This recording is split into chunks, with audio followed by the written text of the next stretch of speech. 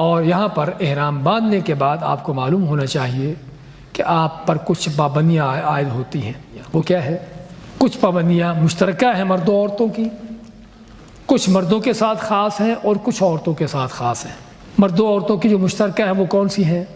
خوشبو لگانا، کہ احرام کی نیت جب کر لی اس کے بعد خوشبو لگانا منع ہے، نہ جسم کو نہ کپڑے کو، نہ خوشبو لگانا ہے نہ کوئی خوشبودار چیز استعمال کرنا ہے۔ بعض اوقات صابن، شیمپو، کوئی لوشن وغیرہ ایسا کی چیزیں ہوتی ہیں خوشبودار، ایسی چیزوں کا استعمال نہیں کرنا جب تک آپ احرام میں ہیں۔ تو ایک چیز یہ مردوں عورتوں کے سبھی کے لیے برابر ہے، اس لیے بال ناخن کاٹنا، احرام جب آپ نیت کر لی تو بال ناخن نہیں کاٹیں گے کسی بھی جسم کے حصے سے، نہ سر کے نہ کسی اور جگہ کے، مردوں عورتوں سبھی کے لیے پابندی ہے۔ اسی طرح شکار کرنا، ایسے تو یہ چیزیں نہیں ہوتی لیکن ممکن ہے کہ آدمی کبھی دوستوں کے ساتھ جا رہا ہو، آگے سے کوئی خرگوش مل جائے، چلو پکڑ لے اس کو، سمجھے نا، کوئی اور اس طرح کا شکار مل جائے تو احرام کی حالت میں شکار کرنا منع ہے، نہ شکار کرنا ہے نہ شکار کرنے والے کا ساتھ دینا ہے۔ آپ کوئی شکار کر رہا ہے جس کا احرام نہیں ہے، اس کو بتاؤ بھی دیکھو وہ شکار جا رہا ہے، یہ بھی حرام ہے، یہ بھی ناجائز ہے۔ خیر کہنے کا مقصد شکار کرنا منع ہے۔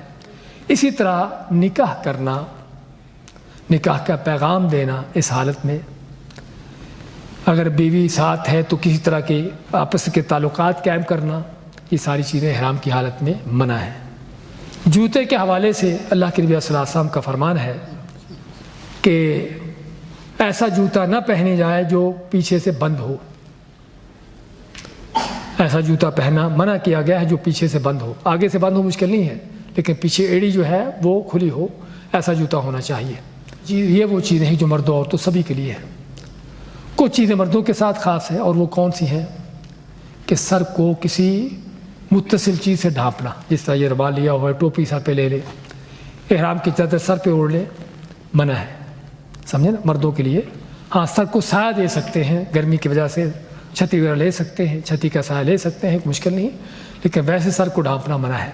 سر پہ سامان اٹھا سکتے ہیں، آپ کہیں گے وہ بھی سر کے ساتھ لگا ہوا ہے، لیکن آپ نے سر کے اوپر سامان سر کو ڈھانپنے کے لیے نہیں اٹھایا، سمجھے نا، تو سر پہ سامان اٹھا سکتے ہیں لیکن سر کو ڈھانپنا مردوں کے لیے منع ہے۔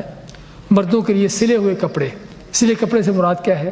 کہ جو عام کپڑے پہننے کے لیے بنائے جاتے ہیں، یعنی کہ کپڑے اگر احرام کے اندر سلائی ہے تو کوئی مشکل نہیں ہے، سمجھے نا، اگر آپ نے کوئی بیلٹ باندھی ہے اس کے اندر سلائی ہوگی اس میں مشکل نہیں ہے، لیکن آپ کو بنیان پہنتے ہیں، کوئی انڈر ویئر پہنتے ہیں، کوئی قمیض پہنتے ہیں، کوئی شلوار پہنتے ہیں، پتلون یا کچھ بھی، ایسی چیزیں پہننا منع ہے۔ اسی طرح عورتوں کے لیے جو منع ہے وہ کیا ہے؟ کہ نقاب لگانا۔ نقاب کیا ہوتا ہے؟